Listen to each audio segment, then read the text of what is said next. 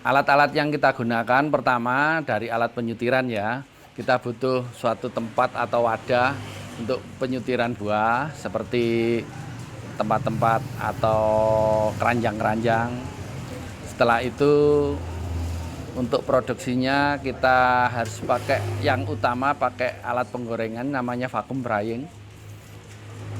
Dan alat penunjangnya ada freezer, ada alat pengerutan, alat pengupasan, dan yang terakhir alat packing. Ya pertama-tama kita mengadakan pemilihan bahan baku. Jadi bahan baku mana yang bisa untuk keripik buah apel dan apa saja yang tidak bisa untuk keripik buah apel. Khususnya untuk apel kita pilih buah yang lumayan besar. Karena apa? Kalau kita kupas nanti dagingnya masih sisa. Sedangkan untuk yang kecil-kecil nanti untuk produk lain ada tonic apel, sari apel, jenang apel dan lain-lain. Nah, khusus untuk keripik apel setelah kita kupas, kita serut. Nah, kita serut sesuai dengan permintaan pasar. Ada yang pesanan model dolar, ada yang model stick. Nah, model stick gitu. Nah, setelah itu kita freezer atau kita dinginkan, kita bekukan. Jadi setelah kita bekukan kurang lebih butuh waktu 24 jam baru kita goreng. Nah, kita goreng ini namanya proses penggorengan vakum. Kualitas minyak goreng juga sangat penting. Jadi sebaik mungkin minyak goreng pasti hasilnya akan lebih bagus. Nah, setelah kita goreng 2,5 jam sesuai dengan kapasitasnya, kita matang ya, sudah kita goreng, akhirnya kita packing sesuai dengan permintaan pasar. Ya sesuai dengan perizinan memang kita ada model packing, terutama bahan packing itu kalau untuk keripik buah biasanya yang paling bagus itu aluminium foil. Ada yang pengemasan pakai plastik, ada yang pakai aluminium foil, dan sekarang bervariasi untuk alat packing atau model-model packing. Cuma yang bagus adalah pakai alat aluminium foil.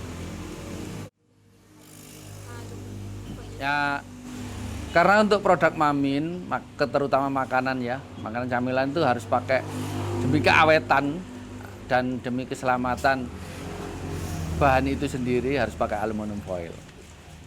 Kalau kesulitan pasti ya, pasti semua usaha pasti ada kendala. Cuma seminim mungkin kita upayakan supaya tidak menjadi masalah yang terlalu besar. Contoh dari bahan baku, kekurangan bahan baku, kualitas bahan baku, kan setiap petani atau setiap musim kan tidak sama. Jadi kita menyiasati gimana caranya supaya bahan baku itu atau standar kita produksi tercapai. Misalkan ada bahan baku yang kurang manis, jadi kita mix supaya gimana caranya nanti hasilnya bisa bagus. Itu yang dari bahan baku. Dan yang lebih penting lagi adalah kalau masalah produksi, masalah proses produksi, terutama energinya, khususnya listrik. Nah, kalau listrik mati, Allahu alam, kita sudah upaya kita sudah istilahnya tingkat keberhasilan kita kurang. Dan upayanya lagi kita usahakan dengan alat pengganti atau genset dan lain-lain bisa, tapi kan investnya juga besar. Ya. Sampai saat ini belum pernah ada alat untuk pengeringan buah yang pakai alat manual. Walaupun kalau pakai mesin, kalau vakumnya itu bervariasi. Intinya apapun bentuknya, apapun namanya, yang penting alat hisap.